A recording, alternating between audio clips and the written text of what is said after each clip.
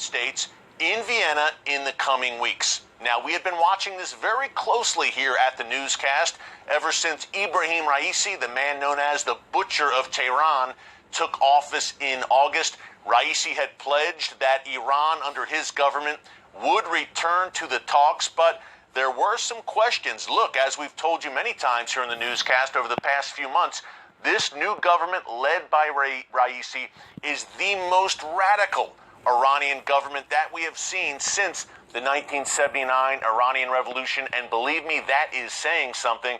The ultimate authority in that country remains the supreme leader, Ayatollah Khamenei, of course, but Raisi is close to Khamenei, seen as a potential successor as supreme leader, and he has surrounded himself with his cabinet with an assortment of radicals and wanted terrorists and people sanctioned by the U.S. and close to Hezbollah. It is a rogues gallery right now that Raisi has surrounded himself with, but that rogues gallery will now be negotiating with the United States, Britain, France, Germany, world powers in Vienna over that Iran nuclear program.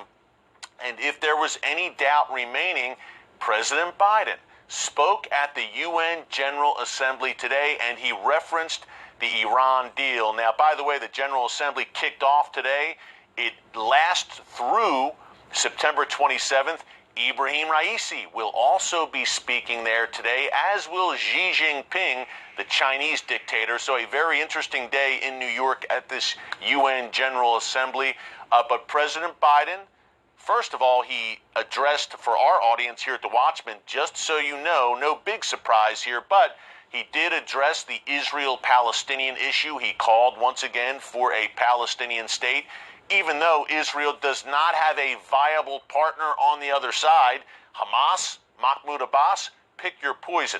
But Biden addressed it, said his administration is determined to see a Palestinian state, and with Iran, he said, we are ready and willing, I'm paraphrasing, but we are ready and willing to return to the Iran nuclear deal if Iran is willing, if Iran is compliant. So there you have it, folks.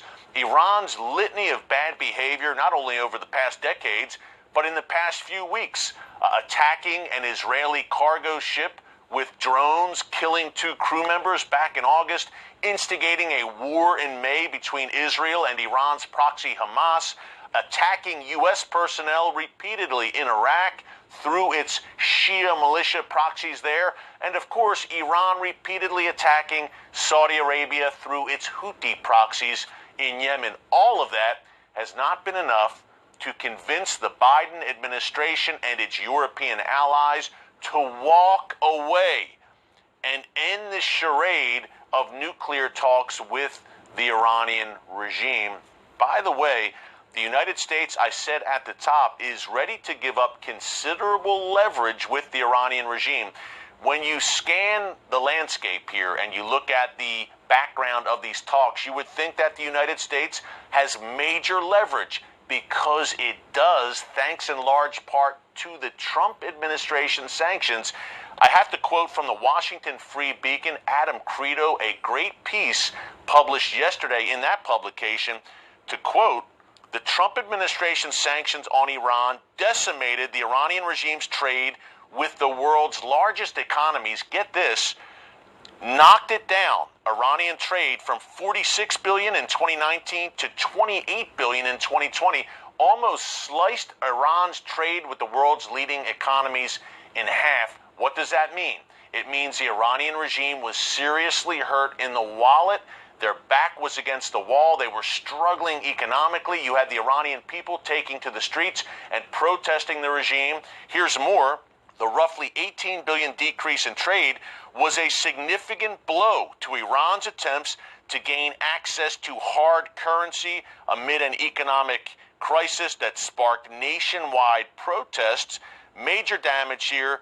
And I encourage you, by the way, to check that article out. Again, Washington Free Beacon, Adam Credo is the author. Despite that massive success by the Trump administration and pushing the mullahs' backs to the wall, The Biden administration wants to get rid of those sanctions, which were biting and which were working, and which gave the United States incredible leverage. We could have hung the sanctions over the regime's head. Biden's going to